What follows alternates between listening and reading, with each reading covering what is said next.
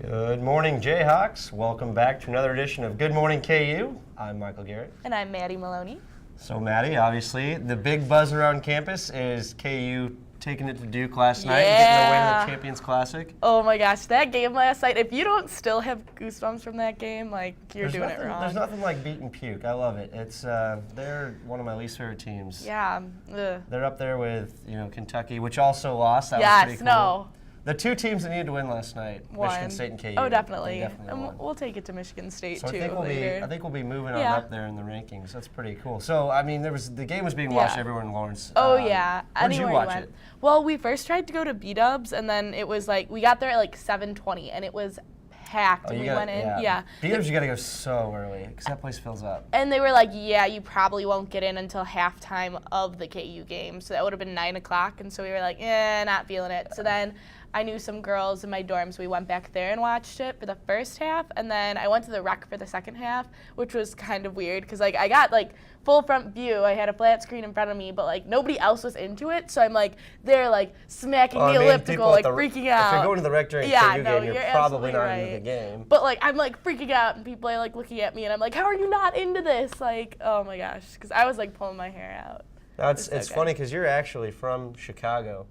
So the Champions Classic, it was played in Bowles Arena. Yeah. And obviously freshman from Duke, Jabari Parker, grew up Chicago area. Okay, so first off, it was kind of cool watching because like I've been in that stadium plenty of times. So there were like points where I was like, oh, I've sat right there. Oh, I've been right there. But then you're on Twitter during the game, and like so many kids like from my high school and like that I know were just talking so much smack, like, oh, Jabari Parker, like, he's our Chicago boy, and like, just totally, like, nobody ever has any faith in KU. No one's on Twitter like, oh, Andrew Wiggins, that's our Canadian boy, man. Yeah. Went to high school with him. Yeah, they were like, oh, like, Wiggins went to Canada, like, what good is he? And I'm like, are you not watching this game now? You know what's cool about our team? It's just, like, so cultural, because we've got Africa represented, you got Canada, you got all kinds, it's fun. You got coaches' sons, man, they're kind of their own little thing over there, a little clubhouse. No, but I don't know. They're just such a fun team to watch because not only are they good, but like you can tell they really care about each other. Like when Perry went down, like they just all went over and they're like, you okay, man? It was funny because I watched the game at home, and my roommates and I were joking like, the trainer's gonna run out there and be like, what are you doing to his legs? They're like rubbing it and trying to like get out the cramps and stuff. And it was funny because I was like obviously on Twitter, man, we need to get off Twitter like during games. Like, that's not good. But I was on Twitter too, and some of my friends were like in like PT and stuff. Were like, man, Wayne Selden does not know how to rub out a cramp because it looked like an Indian rug burn. He was just like all over it. It was really funny. No, it's funny, and it's just like I don't know. They really care about each other too, and you can just tell that on the court. They care about like the game, and like what was it that Wiggins said after the game? And he was like, it's not like on our jerseys it doesn't say Parker versus Wiggins. It's KU and Which Duke. Really annoyed me because that's what ESPN kept saying last night. Like I remember they had a little preview screen up that was I know what you're talking about after the game. Yeah, and it was number 1 Kentucky versus number 2 Michigan State recap, Wiggins versus Parker recap. And it's just obnoxious. It's like, look at all the other people on the team. Perry Ellis had a better game than Wiggins anyway, and no one talked about him at all. Perry had the game of his life. Yeah, so no, they're all good. They all deserve our love and support. They do. They are a fun team to watch. I kind of wish, though, that we would have had this team last year when the rules weren't as strict, that hand check rules. Oh, my gosh. That is bad. Fouls on fouls on fouls. But you know what? I don't like it. I think it turns the game into a free throw contest. But we did really well with our free throws. Like, Duke, thank God Duke couldn't make a free throw to save their life, or we could have been down by a lot. No, but literally, like, our free throws, like, the swoosh was, like, the perfect sound last night because it kept going in. How about that Wiggins step back, though? Ooh, yeah. Oh, man, that was dirty. That was. It was a great game. I loved it. It was cool because I actually did watch some of it at the Union because I had that watch party. Oh, right. Okay, how was that? It was awesome.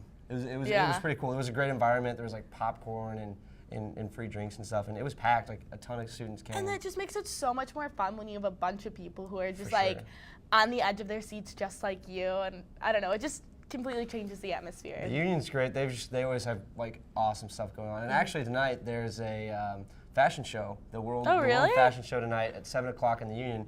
And actually our next guest, Patrick Blakeborough, is with SUA. He's going to come in and talk to us a little bit about it. So we're going to take a quick break, and we'll be back with Patrick to talk about the fashion show.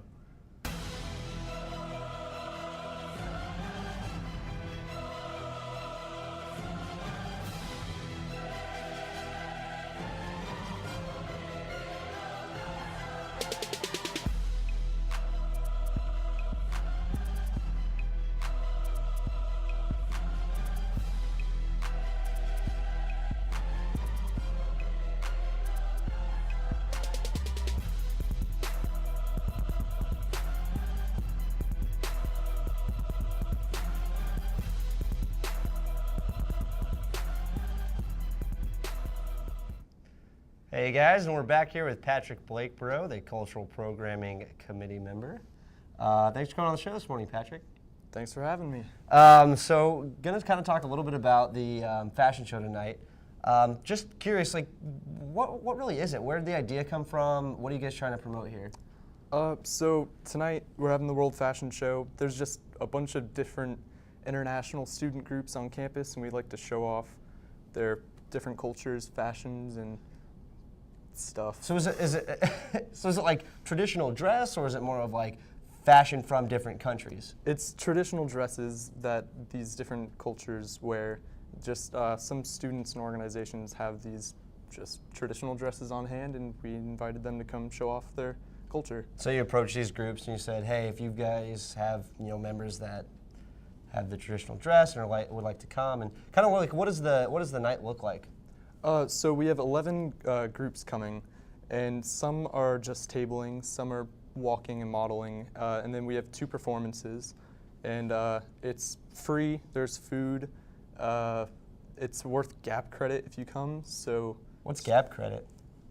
GAP credit. I'm not really sure. But it is worth GAP credit. It's worth GAP credit. For those of you that are looking for GAP credit, this is your place. Yeah. Great. So the food, I'm assuming we're gonna have like a lot of cultural type dishes, things to sample, that sort of thing. Sushi platter, cheese platter. It's not really cultural, but we got the premium cheese platter, so Premium. There we go. Don't pass up on the Gouda. No. I'll tell you. Classic How I Met Your Mother. Anyway, but that's awesome. So it starts at 7 o'clock. Is it? Do I have to buy tickets? Is it free? How do I go about?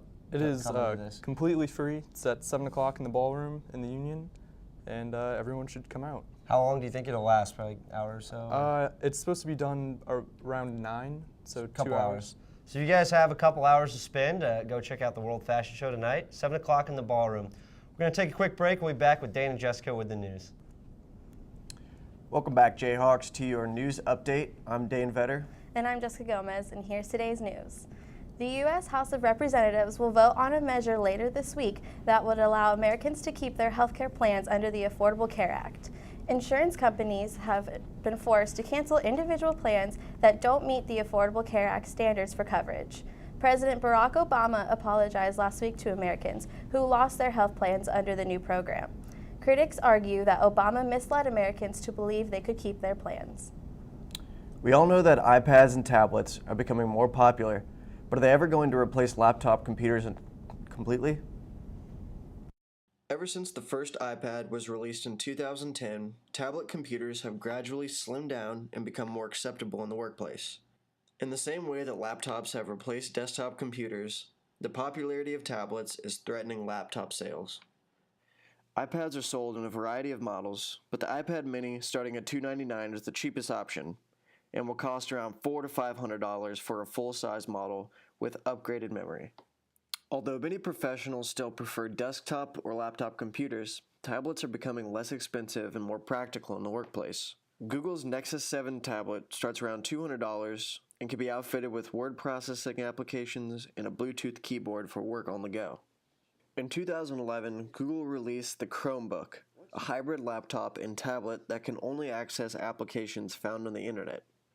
Costing around $250, is an alternative to a laptop computer for those who only need to access basic functions like the internet and word processor. Senior Max McFarland decided to buy a Chromebook because it was a less expensive option.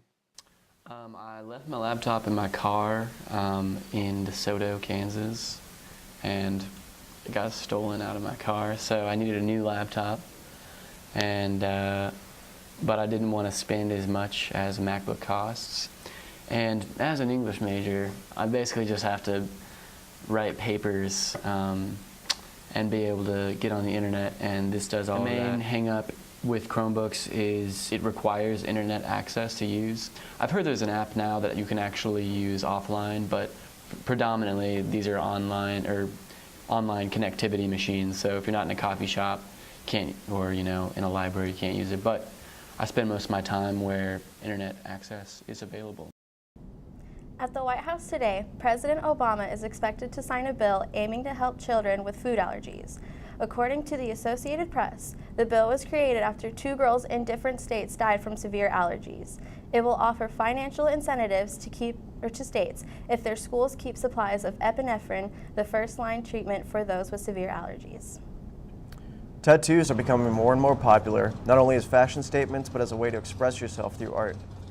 From celebrities to University of Kansas students, Shireen Kukurija, a non-traditional student at KU, is getting a tattoo on her foot that says, "Walk by faith," which is a representation of her belief in faith in God. I've just been wanting one for a really long time, and in addition to ones that I already have. Ultimately, it depends on the individual to decide what is best for them. KJHK 90.7 has won 2 national awards from College Broadcasters Incorporated. Live at KJHK was named Best Regularly Scheduled Entertainment Program. Created by Michael Engelken, Live at KJHK plays in-studio live performances and interviews with local and touring bands. Online content director Sarah Brennan also received a CBI award. The Best Student Media website winner features the opportunity to see DJ set lists while they are being played live on air. KJHK has become a model to other universities seeking to improve their own stations. Sophomore Perry Ellis scored 24 points, and freshman Andrew Wiggins shot 22 to lead Kansas to a 94-83 victory over Duke last night. The Jayhawks broke open a close game to the final few minutes for the win. The 11-point margin was the biggest the game saw, and 16 changes and 12 ties. Next up for the Jayhawks will be a return to Allen Fieldhouse to take on Iona next Tuesday. And that's it for the news today. One more quick break, and we'll be back with Michael and Maddie. Now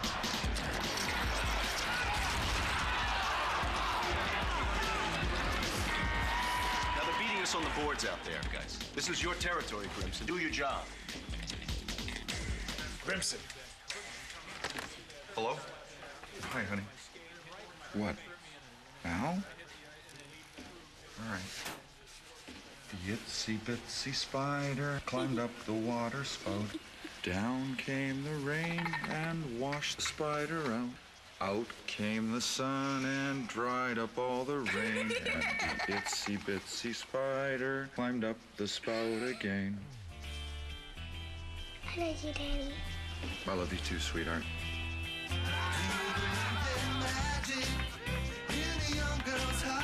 Hey, it's my girl.